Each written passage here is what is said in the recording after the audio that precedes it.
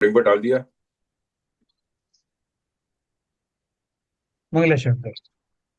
ओम नमः सिद्धेभ्याय जय श्री ओम नमः सिद्धेभ्याय जय श्री ओम नमः सिद्धेभ्याय।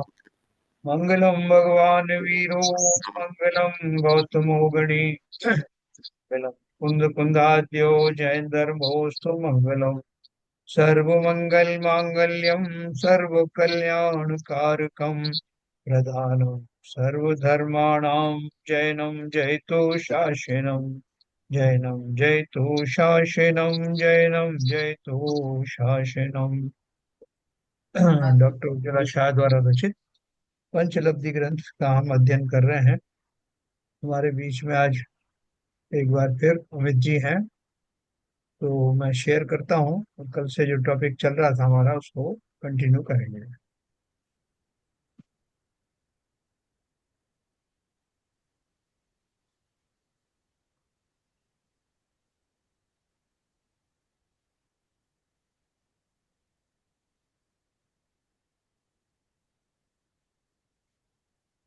हाँ हाँ सर, यहाँ से शुरू कर दीजिए आप यो।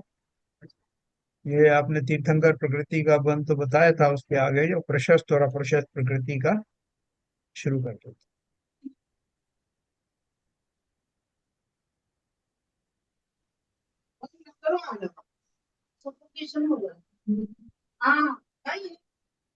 बोलिए अमित जी।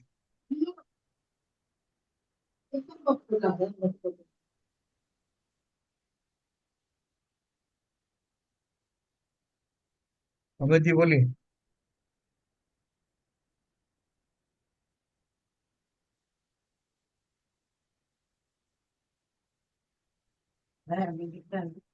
हाँ दिख तो रहा है।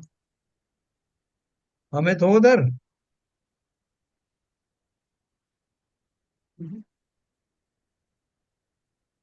अटक नहीं हुआ अमित।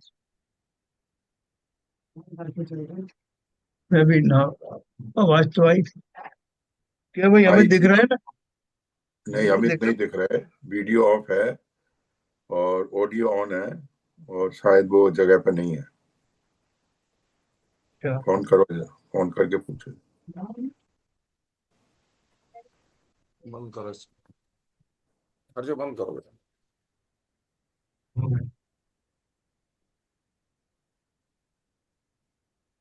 हमें आ गए क्या?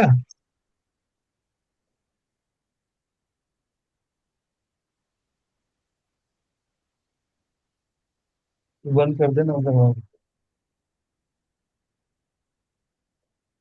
हाँ, अब आ रहा है। हाँ जी, सॉरी।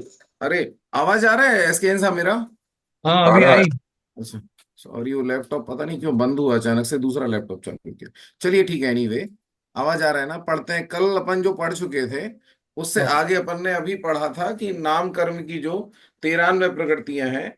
और फिर हाँ अपन ने ये पढ़ा था कि अगर वो कर्म प्रकृतियां हैं तो उन कर्म प्रकृतियां चाहे प्रशस्त हो चाहे अप्रशस्त हो, वो सारी की सारी ही जो है वो कर्म के उदय का फल होने से अगर उसमें किसी की रुचि रहती है तो वो नियम से सात तत्व संबंधी भूल है और वहां नियम से मिथ्या दर्शन है। ये अपन ने कल बात अपनी देखी थी। ठीक है। हाँ अब इसमें आवाज आ रही है ना एसकेन हाँ साहब? हाँ जी हाँ, जी हाँ।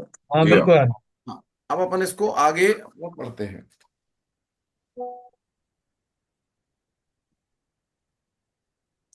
अ, है।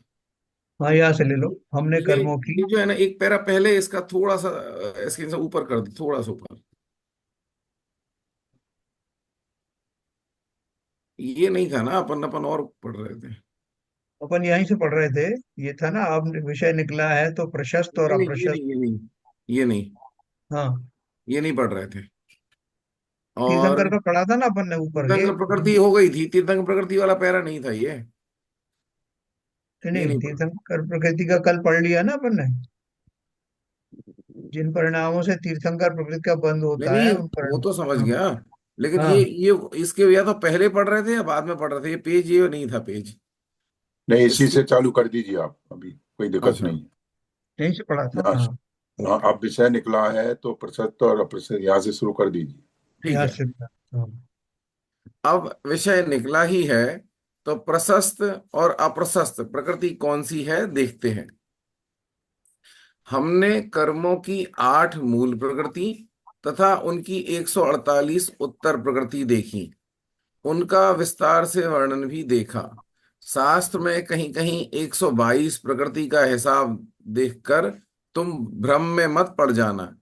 148 प्रकृति को 122 में गर्भित कर देते हैं, जो इस प्रकार हैं: 5 शरीर, 5 बंधन और 5 संघात। नाम कर्मों को अलग अलग ना कहकर 5 शरीर नाम कर्म में ही उसी नाम के बंधन और संघात कर नाम कर्मों को अंतर्भूत करके 15 के बदले में 5 गिनते हैं। उसी तरह स्पर्श आदि 20 प्रकृति के बदले स्पर्श रस गंध वर्ण इन 4 में उनके प्रभेद गर्भित करके 20 के बदले 4 गिनते हैं। तो 16 यहाँ कम हो गए और 10 पहले शरीर में कम हो गए, तो ऐसे 26 कम हो गए। तो 148 के बदले 122 हो जाते हैं। तो कहीं कहीं 148 रहते हैं और कहीं कहीं एक सौ ये बाईस अपने, हो। हाँ, 20 भी हो जाते हैं। 148 कौन कौन से हो गए कहलाए अपने? सबसे पहले अपने कौन से ज्ञानावरण के देखें, तो 5 तो अपने ज्ञानावरण के हो गए। हेलो? हाँ हाँ हाँ। हाँ तो हाँ 5 ज्ञानावरण के हो गए, 9 जो है वो दर्शनावरण के हो गए। हाँ। ठीक है। ये ऊपर है और ना। 28 जो हो गए वो मोहिनी के हो गए, और 5 अपने अंतराय वाले हो गए। बराबर। ठीक है। और उसके बाद में वेदनी के 2, और नाम कर्म की 93 हो गई। उसके बाद में गोत्र 2 हो गए, और आयु 4 हो गई। ऐसे 148 अपने टोटल हो गए। सही है। ये, हाँ, हाँ। ठीक है। इस प्रकार ये आ गया ना। इस 4 के प्रकार भेद में। 10 10 प्लस 26 संख्या बाद करने पर हाँ, मतलब माइनस एक करने सौ पर। अड़तालीस माइनस 26 हो गया ये। तो इस तरीके से 122 प्रकृति गिनने की भी पद्धति है। उसमें सम्यक मिथ्यात्व और सम्यक प्रकृति बंध योग्य नहीं है, इनका बंध नहीं होता है। इसलिए बंध योग्य प्रकृति की संख्या 120 है। इनका सिर्फ उदय आता है, इनका बंध नहीं होता, ऐसा करके। लब्धि के प्रकरण में अप्रशस्त कर्म प्रकृति का अनुभाग अनंत गुणा घटता जाता है। लब्धि के प्रकरण में अप्रशस्त कर्म प्रकृति का अनुभाग अनंत गुणा घटता जाता है, और प्रशस्त प्रकृति का अनुभाग अनंत गुणा बढ़ता जाता है। आदि वर्णन आने वाला है, उसका अर्थ ठीक रीति से भाषित हो, इसलिए हम प्रशस्त अप्रशस्त कौन सी हैं प्रकृतियां उसे देखेंगे। 8 कर्म के, ये क्या बताया इनने? इनने 2 बता भेद। दिया कि इसमें प्रशस्त के समय में कैसे कैसे वो बढ़ते हैं, और अप्रशस्त ये दादू ऊपर करेंगे थोड़ा सा इसको, ऐसे, हाँ। इनने बता दिया कि लब्धि के प्रकरण में अप्रशस्त कर्म प्रकृति का अनुभाग, अनुभाग यानी फल देने की क्षमता, वो अनंत गुणा घटता जाता है, और प्रशस्त प्रकृति का अनुभाग अनंत गुणा बढ़ता जाता है। ठीक है। आ- आदि वर्णन आने वाला है, उसका अर्थ ठीक रीति से भाषित हो, इसलिए हम प्रशस्त अप्रशस्त प्रकृति कौन सी है उसे देखेंगे। 8 कर्म के 2 भेद हैं, घाती कर्म और अघाती कर्म। हमने जो उत्तर प्रकृति देखी उसको आकृति द्वारा निम्न प्रकार हम्म। बताएंगे। 122 के हिसाब से आने वाली संख्या ब्रैकेट में लिखी है। तो ये बता दिया हमने, ज्ञानावरणी के 5, दर्शनावरण 9, मोहिनी 28 और अंतराय 5, तो कुल 47 47 हो गई।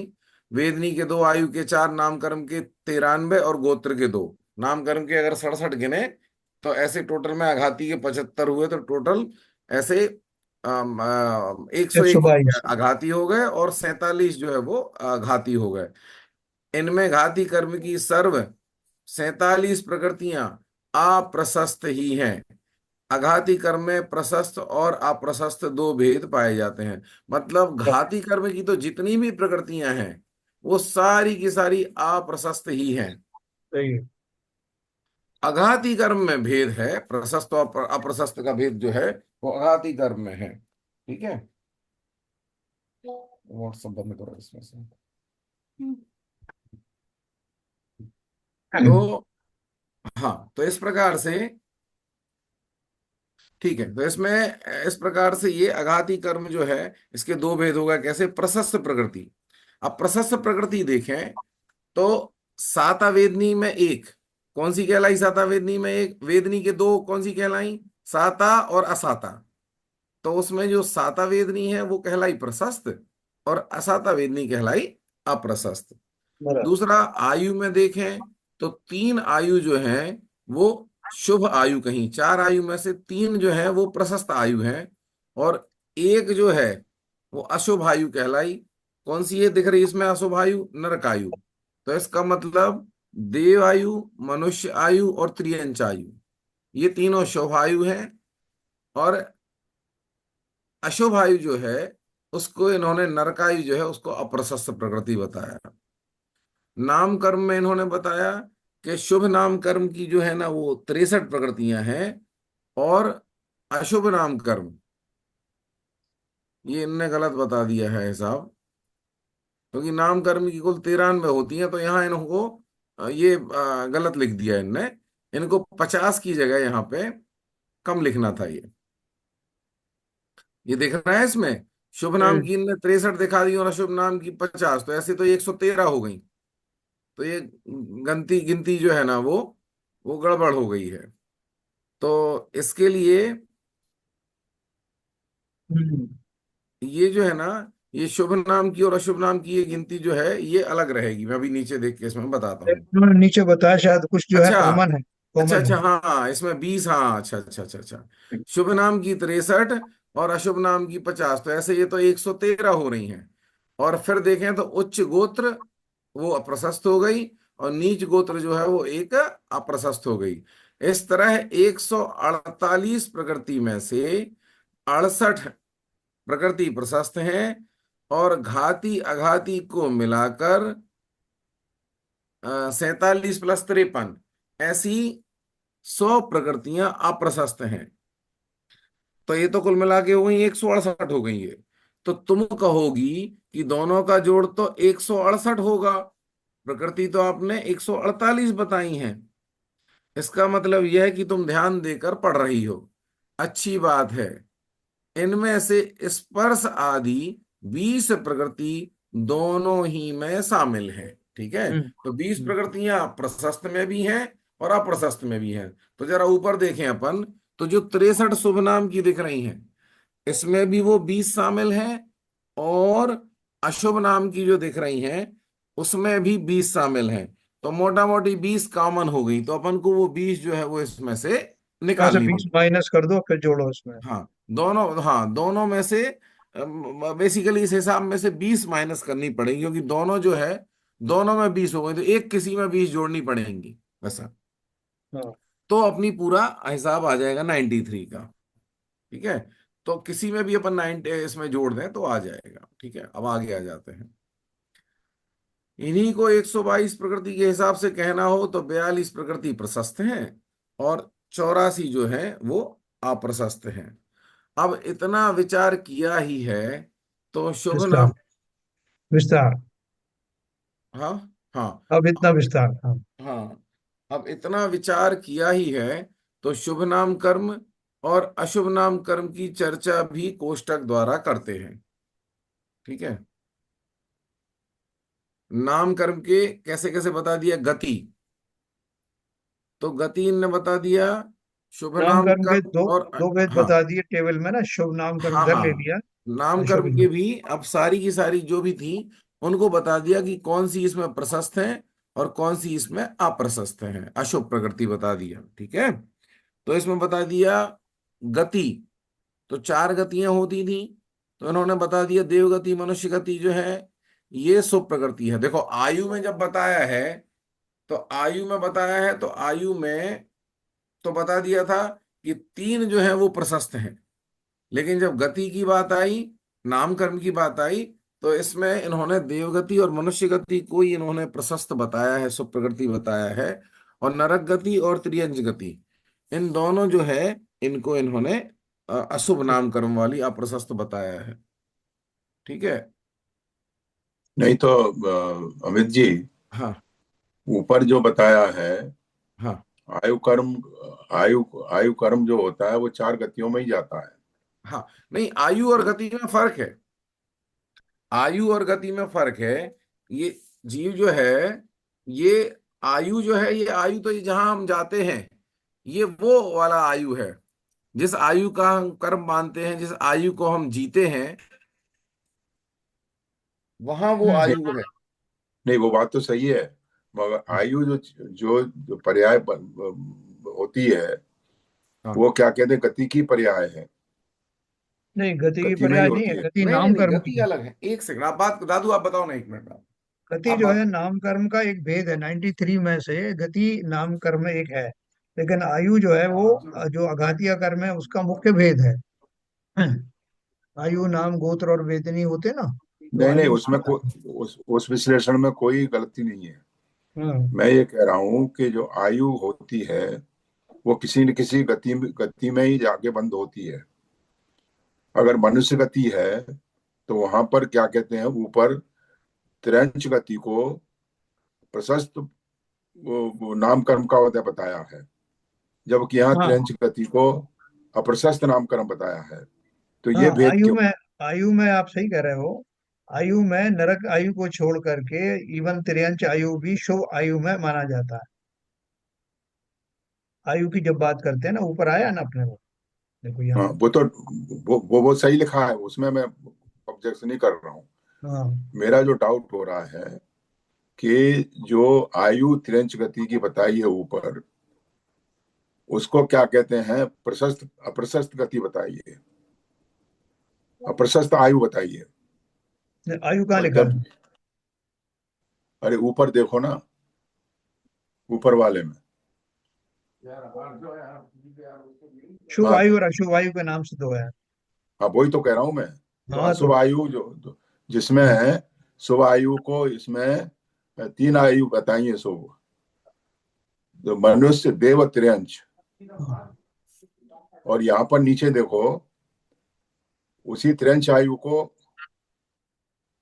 और ऊपर करो, यहाँ त्रियंच आयु को अशुभ बताया हुआ है। तिरंच आयु को नहीं त्रियंच बताया, गति तिरंच गति को बताया। बता गति है, तो उस गति में ही तो वो आयु क्या कहते हैं, वो आदमी जी रहा है, जीव जी रहा है। देखो जो आपको बार बार यही बात कही जा रही है, आयु और गति में क्या बेसिक डिफरेंस है। आयु जो है, एक तो पहली बात कि वो अघातीय कर्मों का एक पांच चार अघातीय में से एक है, पहली बात समझना। और गति जो है वो 93 जो उसके भेद है नाम करके उसमें से एक भेद है। जब भी कभी आयु की बात करते हैं तो नरकायु को छोड़ के बाकी सब शुभ आयु हैं। क्यों है आयु? क्योंकि उनमें रहने वाले जीव मरना नहीं चाहते।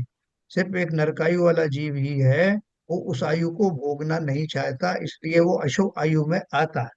लेकिन जब गति की बात आती है, तो गति में जो जो शरीर है, देव गति और मनुष्य गति वाले जो जो गतियां हैं, जिसमें जो मिलता है, जिस तरह के उसमें प्रतिफल मिलते हैं, जिस तरह की व्यवस्थाएं होती हैं, वो व्यवस्थाओं के रूप से देव गति और मनुष्य गति ही उत्तम मानी गई है। तिरंज गति में जो भोगना पड़ता है, वो गति की बात कर रहे हैं। उस गति में जाने, उस आयु को बांधने के बाद में उसमें जो सुख दुख मिलता है, वो उसकी गति के अनुसार मिलता है। तो वहां पर जाकर के गति के अनुसार नरक गति और तिरंज गति दोनों ही अशुभ हो जाती हैं। जबकि वही जो तिरंज गति है, आयु की अपेक्षा से वो शुभ आयु है, क्योंकि उसमें रहने वाला जीव भी मरना नहीं चाहता। लेकिन नरक में रहने वाला जीव, नरकायु वाला जीव, मरना चाहता है। तो इसलिए आयु तो वो अशुभ हुई खाली एक ही, नरक गति ही। लेकिन गति जब आप जब गति की बात करते हैं तो नरक गति में रहने वाले जीव को कितने दुख संकट सहने पड़ते हैं, तिर्यंच गति में रहने वालों को उसके हिसाब से सहना पड़ता है। इसलिए दोनों ही अशुभ प्रकृति में आती हैं।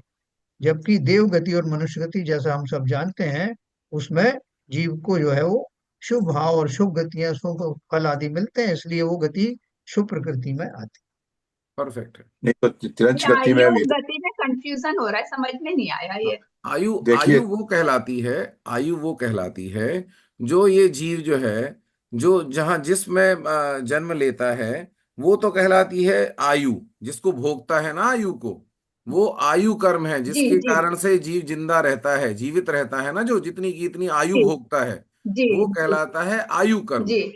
ठीक है। तो अगर समझ लो किसी ने अच्छा। त्रियंच आयु को, त्रियंच शरीर को प्राप्त किया है, तो वो हाँ। कहलाती है आयु। आयु भोगना चालू किया, जितनी भी 80 साल 50 साल की जो उसकी जी। आयु है, वो कहलाती है उसकी त्रियंच आयु। हाँ, तो उसने उस आयु को में जन्म जी। लेता है, उसको बोलते हैं आयु।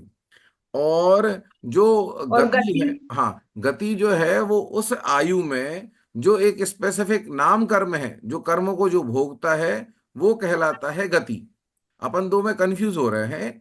आयु सिंपल है, जिस आयु में आपने जी जन्म लिया, जैसे मैंने जन्म लिया मनुष्य आयु में, तो जिस आयु जी को मैं भोग रहा हूं, जिससे मैं जीवित हूं, ठीक है, वो कहलाता है जी आयु। तो जब जी। अपन, लेकिन अपन क्या होता है, अपन सामान्य भाषा में जब बात करते हैं, तो अपन गति से आयु को एक्चुअली में एक दूसरे है। को उस रिलेट तरीके कर। से यूज कर लेते हैं, क्या बोलते हैं, हाँ तो इंटरचेंजेबली यूज करते हैं अपन सामान्य भाषा में। लेकिन जी लेकिन वो जी आयु जी। ही है, वो गति नहीं है। अपन बोलते हैं ना चार गतियां, वो चार गतियां, चार आयु जो है, हाँ उस सेंस में अपन लोग बात करते हैं। यहाँ जो गति की बात चल रही है, यहाँ जो गति की बात है, वो नाम कर्म का एक स्पेसिफिक कर्म की प्रकृति है, उसकी यहाँ पे बात। देखिए देखिए अमित जी, ये डेफिनेशन जो दिए हैं हम्म। गति की और आयु की, हम्म। आयु के नाम कर्म की और आयु के जो आपका आघातिया कर्म है, हम्म। इसमें कोई कंफ्यूजन नहीं है definition. Hmm. It is still crystal clear. Hmm. बात यह है कि इसमें पहले जो आयु बताई, जैसे एस के जैन साहब ने एक्सप्लेन किया, बिल्कुल सही किया, हम्म। कि जब आयु कर्म का वो है, आयु आई बंधा है, आयु बंधी है, हम्म। तो तीन आयु मनुष्य, त्रियंच और देव, हम्म। इसमें आदमी मरना नहीं चाहता है, हम्म। तो इसलिए ये शुभ आयु है। हम्म। और नरक गति में गया है वो जीव, उसकी जो आयु है हम्म। वो अशुभ है, चूंकि वहां वो मरना चाहता है। हम्म। अब आइए आप इसका गति में, हम्म। गति देव गति में आया, मनुष्य मनुष्य गति में आया, हम्म। उसको आपने बता दिया शुभ प्रकृति। हम्म। और यहाँ पर नरक गति और त्रेंच गति, जो शुभ आयु बताई थी वहां हम्म। पर अघातिया कर्म में, हम्म। वो यहाँ पर इसको अशुभ प्रकृति बता दिया। हम्म। अशुभ प्रकृति ये बता दिया, इसमें क्या कहते हैं, अशुभ प्रकृति है। मगर त्रिंच गति में महावीर भगवान का जीव जब शेर बना था, हम्म। तो उसको भी तो शुभ भाव आए थे, नहीं नहीं, उसको भी तो भाव शुभ तो शुभ विचार हर आए थे, जगह आ वो भी। सकते हैं। अगर भावों की अपेक्षा बात करेंगे ना, अगर अपन सीबीएन साहब, तो वो तो नरक हाँ गति में भी जीवों को सम्यक दर्शन चारों होता है। तो चारों वो तो गतियों में। चारों गतियों में सम्यक दर्शन, इवन साथ में नरक में भी सम्यक दर्शन की व्यवस्था है। तो शुभ अच्छा। अशुभ भाव तो सभी जीवों के आ जाते हैं। तो अपन वहां शुभ प्रकृति को शुभ भावों और अशुभ भावों से एक्चुअली वो नहीं कर पाएंगे ओके ओके डिफरेंशिएट। तो वो नहीं, ओके। मैं हाँ। इसमें थोड़ा सा और ऐड करता हूँ। हाँ। जैसे मैंने आपको बताया कि जिन आयु में जीव मरना नहीं चाहता, हम्म। जैसे मान लो एक कुत्ते की योनि है, तिरंज की योनि है, लेकिन मरना वो भी नहीं चाहता। लेकिन हम्म। जी मरना हाँ। तो नहीं चाहता, लेकिन जब कंपेयर करें तो कुत्ते की जो सुख सुविधाएं हैं, और मनुष्य भी नहीं मरना चाहता, लेकिन मनुष्य की सुख सुविधाएं, उनमें कितना फर्क है। मरने तो दोनों ही नहीं चाहते, तो इस अपेक्षा से शुभ आयु है, लेकिन शुभ आयु में भी उनकी गति कौन सी है? मनुष्य वाला जो गति है उसमें जो उसको किस तरह का जीवन मिलता है, और जो कुत्ते की योनि है उसमें उसको किस तरह के दुख भोगने पड़ते हैं। भले ही उसके लिए आयु इस अपेक्षा से अच्छी है कि वो नरक से बेहतर है, वो मरना नहीं चाहता, लेकिन जिस जो आयु को वो जी रहा है, क्या वो जो है वो अनुकरणीय है, क्या वांछित है? नहीं है। इसलिए वो गतियां अशुभ प्रकृतियों में आती बहुत बढ़िया, ये पहली बार ऐसा विश्लेषण देखने को मिला है, अभी तक कहीं ना तो पढ़ने को मिला था ना देखने को। पहले पंचलब्धि पढ़ी है, मगर इतनी सूक्ष्मता से उस समय एक विवेचन नहीं और हुआ। कंफ्यूजन हो रहा है। है। हाँ बोलिए। एक और ये कंफ्यूजन हो रहा है, उस अभी कुछ दिन पहले भी शायद पढ़ा था कि मनुष्य भी त्रियंच में है। और अभी ये तिर्यंच गति अलग होती है, तिर्यंच आयु, तो इसमें दो में क्या डिफरेंस है वो जरा सा बताएंगे तो क्लियर हो जाएगा। मनुष्य मनुष्य की आयु तिर्यंच आयु नहीं है, ऐसा ना?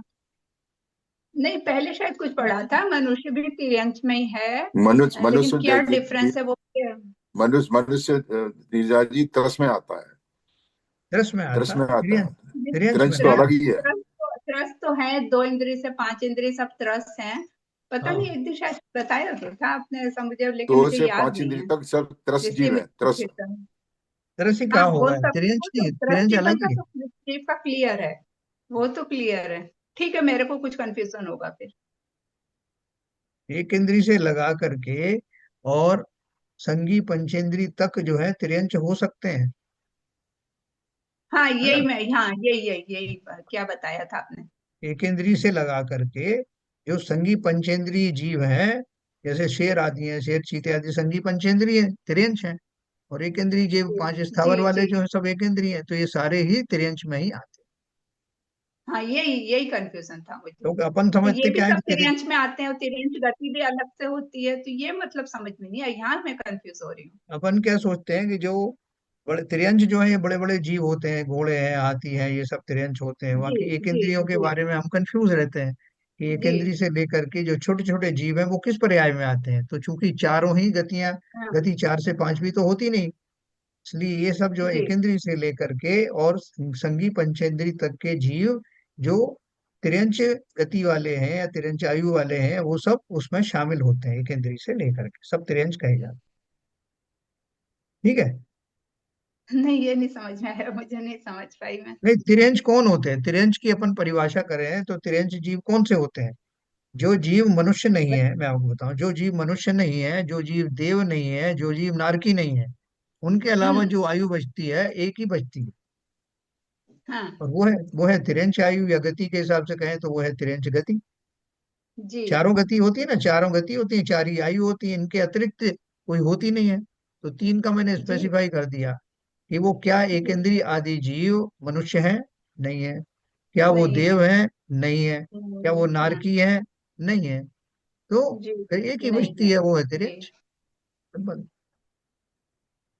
अच्छा। ठीक है। अपन को ठीक थोड़ा कंफ्यूजन इसलिए लगता है कि एक ठीक है। इंद्रिय इतने सूक्ष्म जीव हैं, वो तिरंज कैसे है? हाँ, वही मैंने कहा, सारे आ गए तिरंच हो सकते हैं, तो कैसे तिरंच हो गए। हाँ, क्योंकि एक ही गति बचती है और उसमें वो सब शामिल किए जाते हैं। ठीक ठीक है। है जी। तो अपना हाँ, आयु जो है वो जीवन काल निर्धारित करते हैं, और गति जो है उस आयु में कौन सा शरीर आपको मिलेगा, शरीर से संबंधित, वो डिसाइड करते हैं। आगे चलते हैं जाति। तो जाति में इन्होंने बता दिया पंचेंद्रिय जो है वो एक जो है वो सिर्फ शुभ नाम है, और बाकी जो है वो आपकी एक इंद्रिय से चतुरेंद्रिय जो है वो चार इंद्रिय है। तो ये हो गया। उसके बाद में शरीर, पांचों के पांचों शरीर को इन्होंने प्रशस्त बता दिया।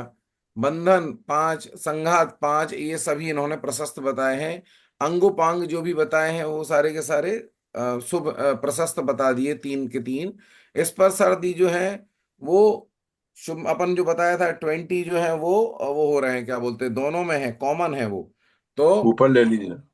हाँ जी, तो स्पर्श आदि जो है, शुभ स्पर्श भी बता दिया, अशुभ स्पर्श बता दिया। ये सब चीजें जो है ये शुभ और अशुभ के भेद से दोनों प्रशस्त और अप्रशस्त में है। संस्थान जो है वो छह संस्थान में से समचतुष्क संस्थान जो है वो एक बस अकेला प्रशस्त है। बाकी के पांच जो संस्थान है वो अप्रशस्त बताए।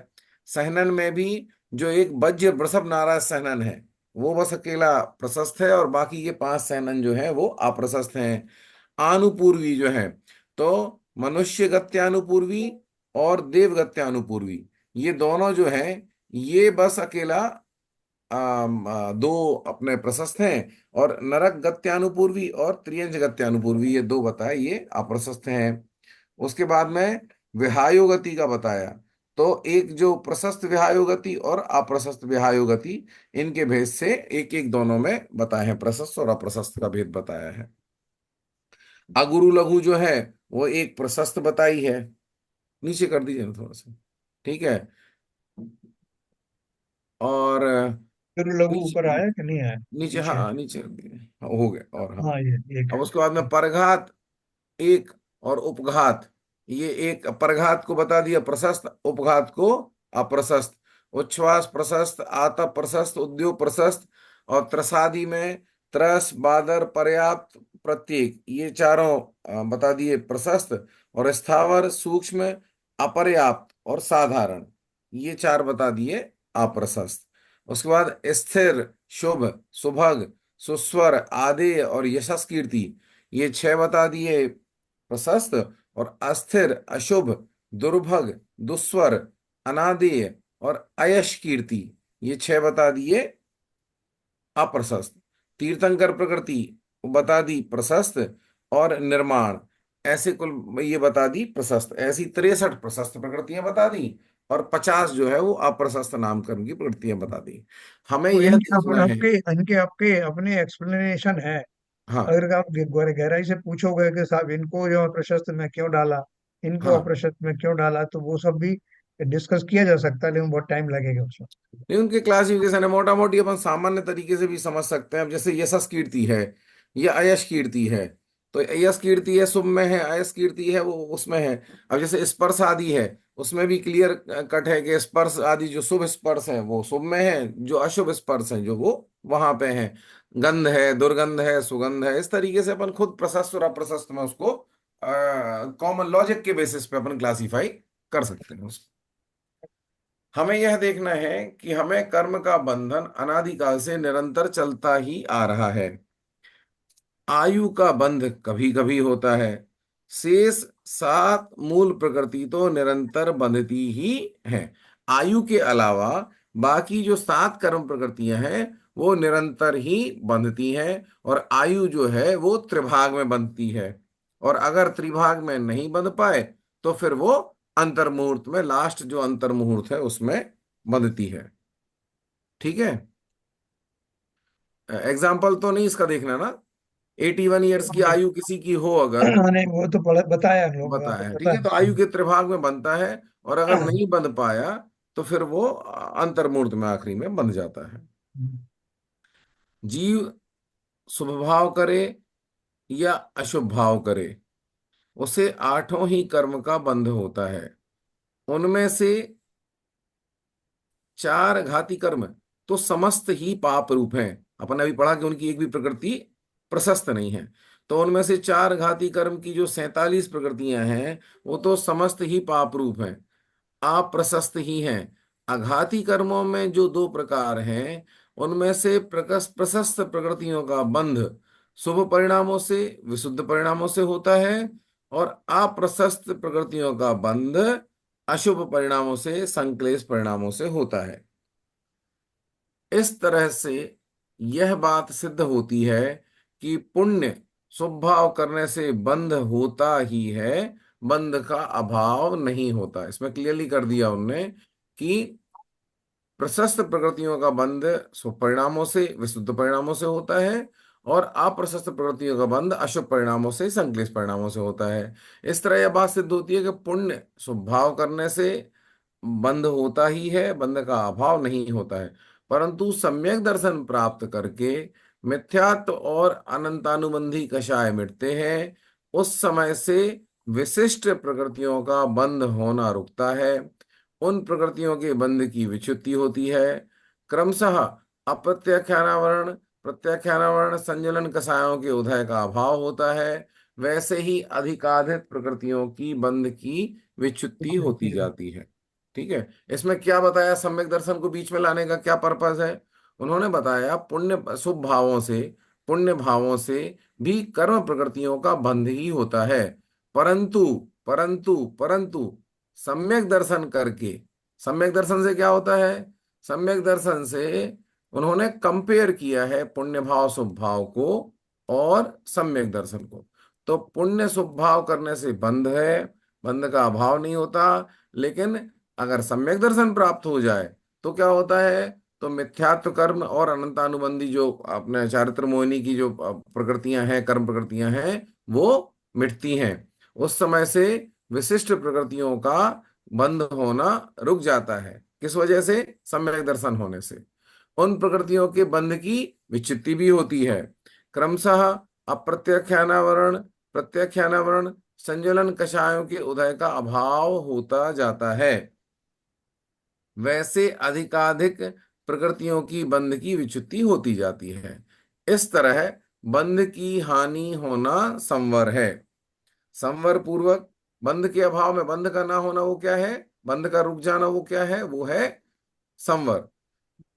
संवर पूर्वक निर्जरा भी होती है, अर्थात सत्ता में पड़े हुए कर्म अधिक मात्रा में छूटकर निकल जाते हैं।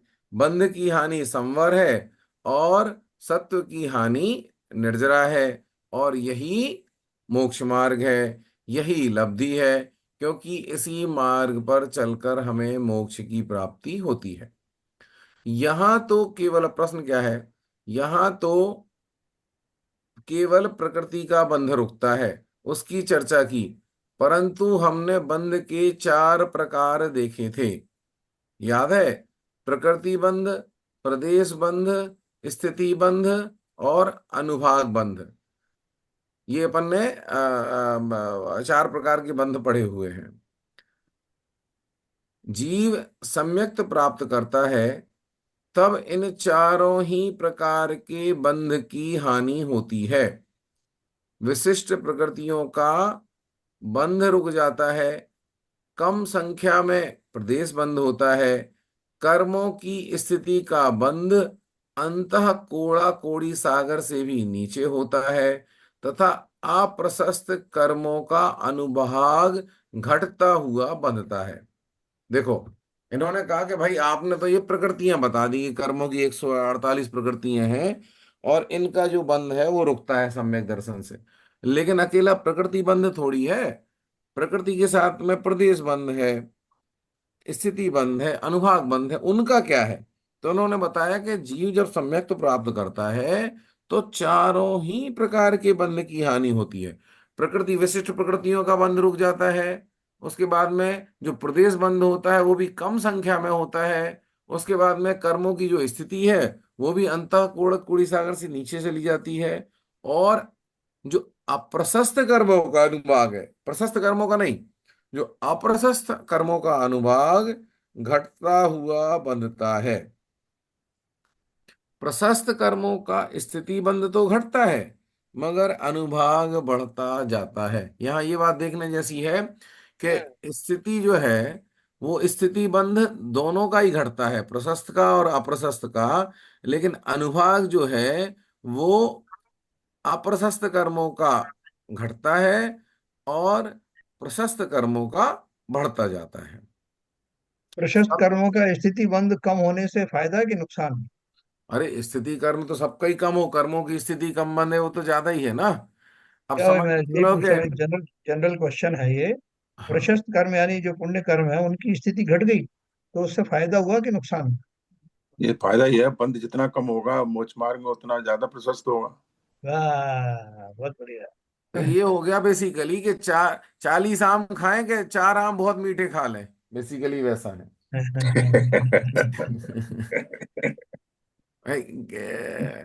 हाँ, या ऐसा ऐसा कहें कि समझ लो 2 घंटे तक खाते रहें, या फिर ये समझो कि 10 मिनट में ही खाएं और मजा आ जाए ज्यादा, वैसा। चलो एनीवे, सम्यक तो होने पर, लेकिन ये सब कहानी कब है? सम्यक तो होने पर। लेकिन यहाँ पे अनुभाग बढ़ने का क्या क्या अनुभाग मतलब तात्पर्य? उनकी फल देने की सामर्थ्य।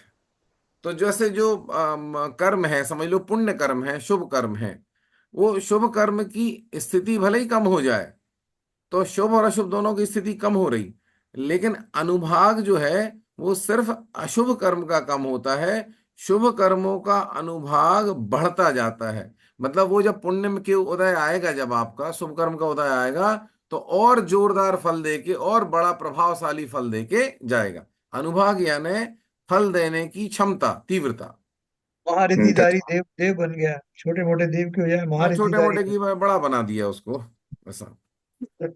पहले में जाता था तो समझ लो 16 में भेज दिया, बड़ा हो गया। समझ लो छोटा महल मिलना था, बड़ा मिल गया, वैसा। तथा तो इस प्रकार से, लेकिन ये सब होएगा कब? सम्यक तो होने पर। पहली लाइन अपन पढ़ लें, सम्यक्त होने पर तो ये बातें होती ही हैं, परंतु जब जीव स्वयं का स्वरूप जानने के लिए, अपनी बात चल रही है आगे, अब ये देखो अपनी बात है।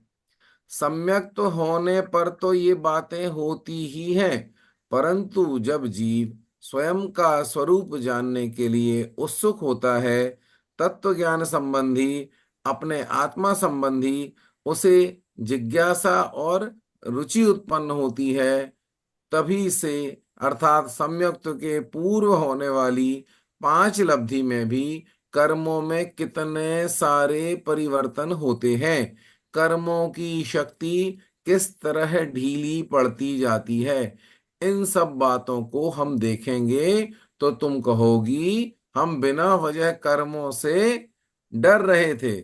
जिस समय हो आत्मबुद्धि, कर्म थर थर कांपते हैं, एक लाइन है, जिस समय हो आत्मबुद्धि कर्म थर थर कांपते हैं। यह शास्त्र का कथन उचित ही है।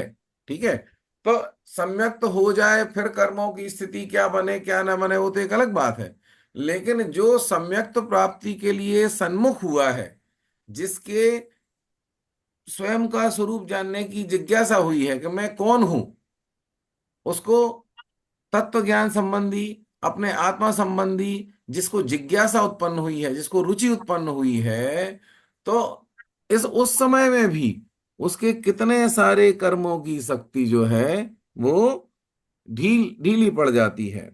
ठीक है, तो इस प्रकार से सम्यक्त के साथ पहले भी जो भूमिका है, जो हमारी भूमिका है तत्व निर्णय की, तत्व ज्ञान की, तत्व रुचि की, तत्व जिज्ञासा की, आत्मा की जिज्ञासा की, उससे भी कर्मों की स्थितियों में कई तरीके के परिवर्तन होते हैं।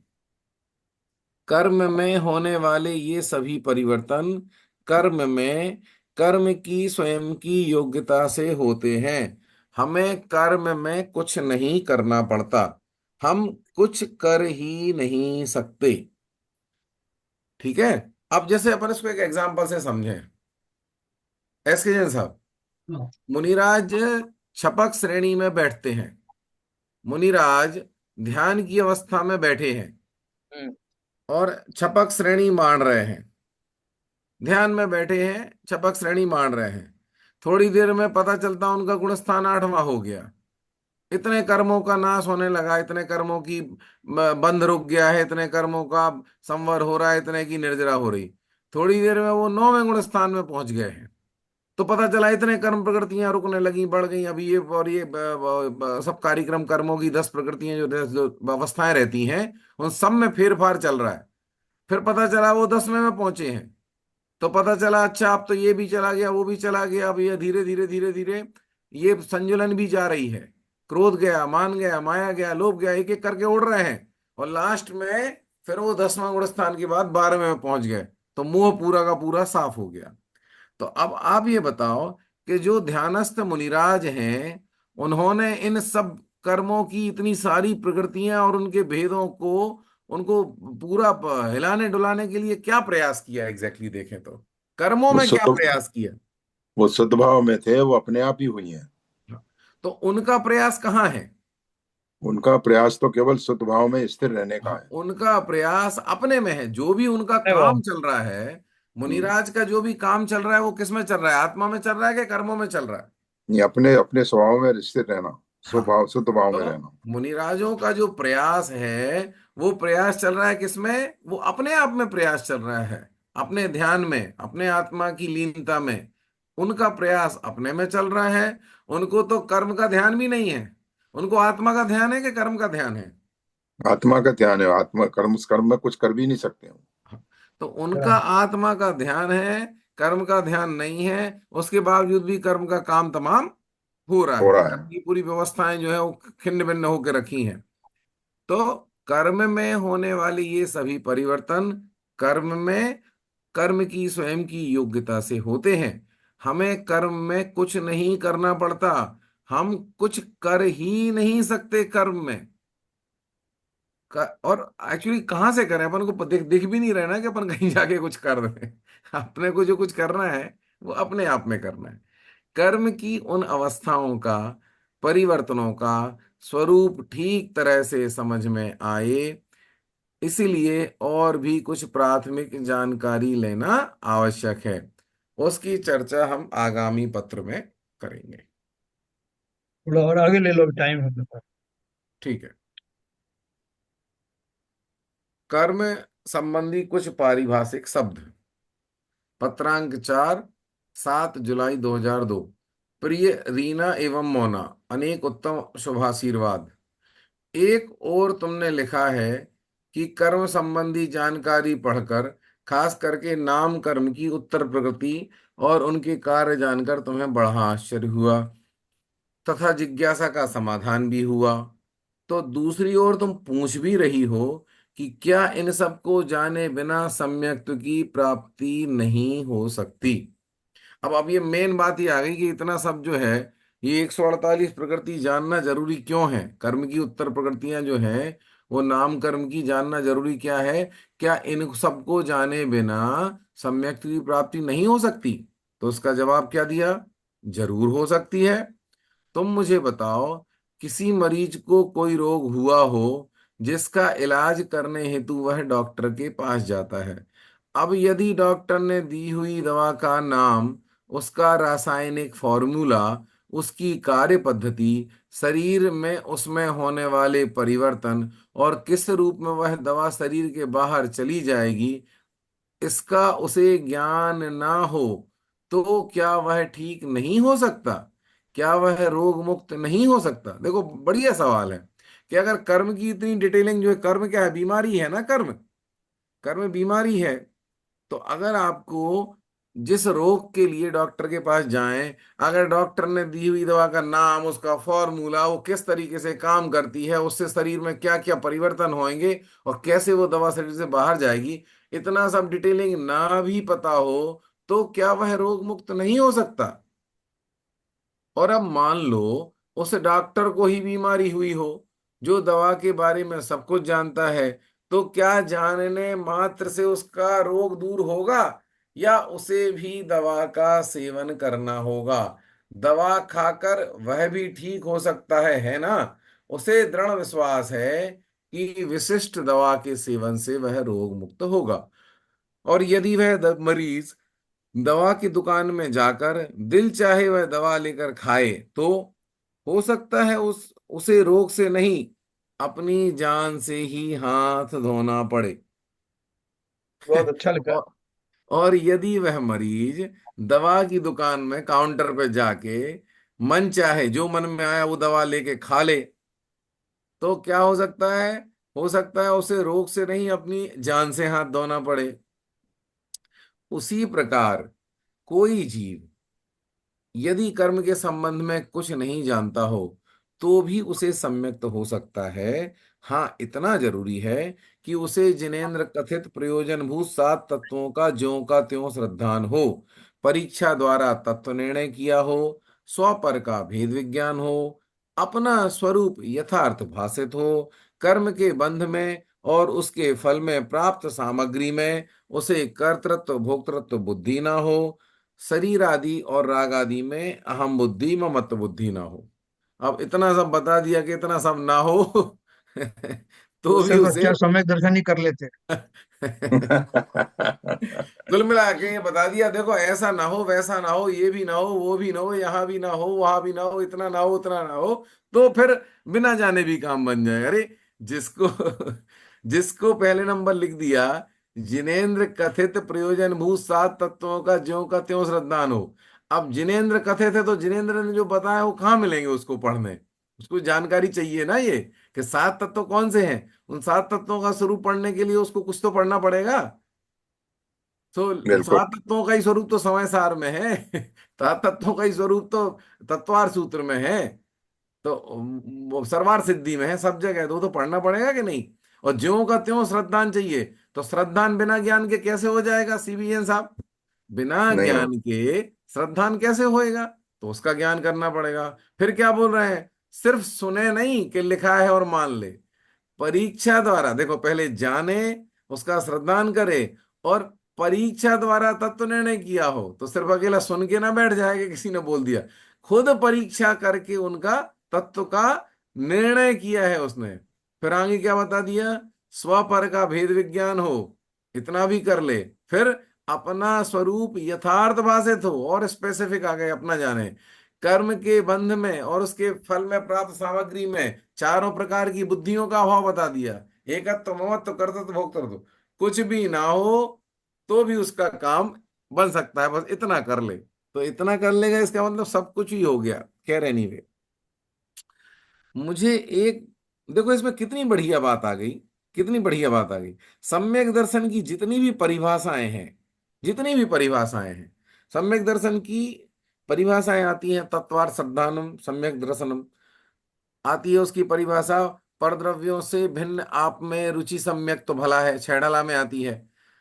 एक आती है स्वपर का भेद विज्ञान, स्वपर का भेद विज्ञान भी सम्यक दर्शन कहा जाता है। चारों प्रकार की बुद्धियां जो है उनका अभाव रहे तो भी सम्यक दर्शन कहा जाता है। तो सम्यक दर्शन की जितनी भी परिभाषा। परिभाषाएं हैं वो सारी की सारी लगभग इसमें आ गई इन्होंने। जैसे सभी कर्मों की निर्जरा हो जाए तो सम्यक दर्शन है। अब सभी कर्मों की नहीं, सिर्फ अकेला दर्शन मोहिनी कर्म का की निर्जरा हो जाए, अगर दर्शन मोहिनी की, नहीं, वो वो तो तो नहीं। खैर वो सब पहली कर्मों की स्टेज है। निर्जरा हो जाएगी तो मोक्ष हो जाएगा। हाँ सब मतलब कर्मों की निर्जरा हो जाएगी तो मोक्ष हो जाएगा। हम्म, ठीक है, आगे चलो। हम्म। कर्म के बारे में किसी ने कहा कि कर्म बड़े बलवान जगत में पीरत हैं। किसी कवि ने लिखा कर्म बड़े बलवान जगत में पेरत हैं, तो उसका जवाब किसी ने दिया, कर्म बिचारे कौन भूल तेरी अधिकाई, और अग्नि सहे घनघात लोह की संगत पाई। बेचारा अग्नि में रख के लोहे को पीटा जाता है तो पिटना तो लोहे को है, बेचारा अग्नि जो है वो फोकट में पिटती है। तो इसी तरीके से कर्म जो है, वो कर्म तो बिना काम के पेरे जा रहे हैं, कर्म पे ब्लेम किया जा रहा है। जो भी भूल है वो किसकी है? भूल अपनी है। जीव तो जीव की, भूल भूल जिसकी है, सुधार किसमें होना है? जीव में। हाँ, जहां भूल है वहीं सुधार होना है। चलो इसमें ये बताते हैं कि मुझे एक बात बताओ, यहाँ जो हम आगम कथित बातें जान रहे हैं वे सत्य हैं या असत्य? वे तो 100% सत्य है ना, है ना? तो सत्य जानने में हमारे ज्ञान का विकास हो रहा है या ह्रास? टीवी पर समाचार जानने के लिए सब लोग कितने उत्सुक रहते हैं, दुनिया भर की खबरें जानने के लिए जिज्ञासा होती है, और यह जीव अपने में क्या हो रहा है इस बात से बेखबर रहता हुआ अन्य खबरें जानने के लिए पागल है। कई लोगों को तो बहुत बड़ी समस्या होती है, अगर सुबह अखबार ना आए घर में तो उनको तो जो उनकी दैनिक क्रियाएं हैं वो बराबर से उनको नहीं हो पाती, थोड़े में भी उनको चैन नहीं पड़ती, टीवी चालू नहीं हो गया, हो क्या रहा है, क्या हो रहा है, कहाँ क्या हो रहा है।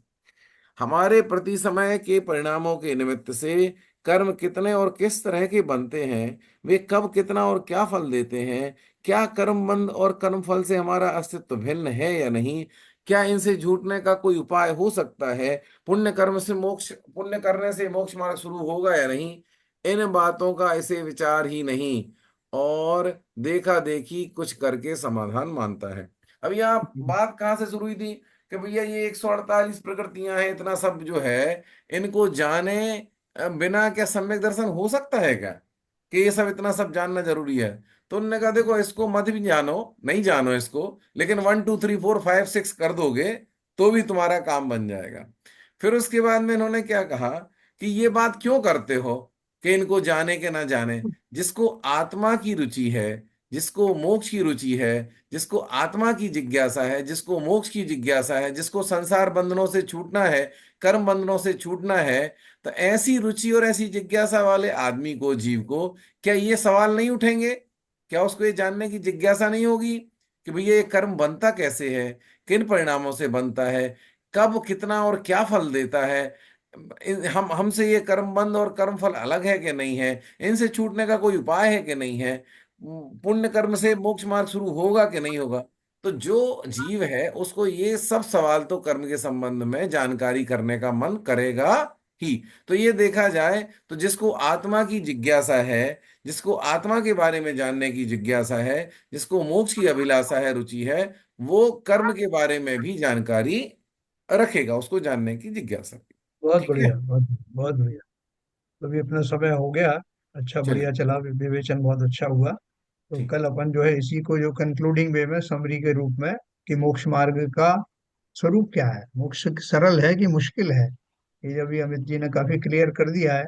अब उस कंक्लूड करेंगे कल कि ठीक है। ये जो कुछ जानना है, हमने जो कुछ भी जाना, कर्मों की स्थिति जानी, वो वास्तव में वो उसका औचित्य कहाँ तक है, उसको जानने से हमें क्या मिलता है, डायरेक्टली इनडायरेक्टली, और मोक्ष मार्ग जटिल है या सरल है, ये अपन कल पढ़ेंगे। ठीक। सब समय हो गया, बहुत अच्छे से दिलवाणी। विवेचन हुआ। तीन वाणी स्तुति करेंगे। संजय प्रकाश जी।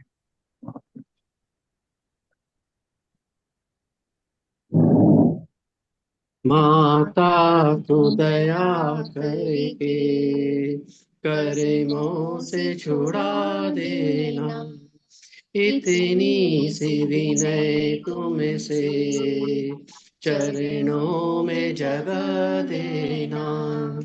माता मैं भटका हूँ माया के अंधेरे में, कोई नहीं मेरा है इस कर्म के रेले में, कोई नहीं मेरा है, तुम्हें धीरे बंधा देना। माता तू दया करके कर्मों से छुड़ा देना। जीवन के चौराहे पर मैं सोच रहा कभी से, जाऊं तो किधर जाऊं, यह सोच रहा मन से, पथ भूल गया हूँ मैं, तुम्हें राह दिखा देना। माता तू दया करके कर्मों से छुड़ा देना। लाखों को बारा है मुझको भी उबारो तुम, मझधार में नैया है उसे को।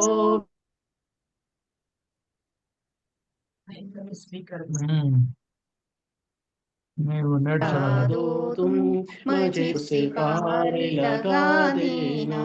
माता तू दया करके कर्मों से छुड़ा देना, इतनी सी विनय तुमसे चरणों में जगह देना। जिनवाणी माता की जय। काली जय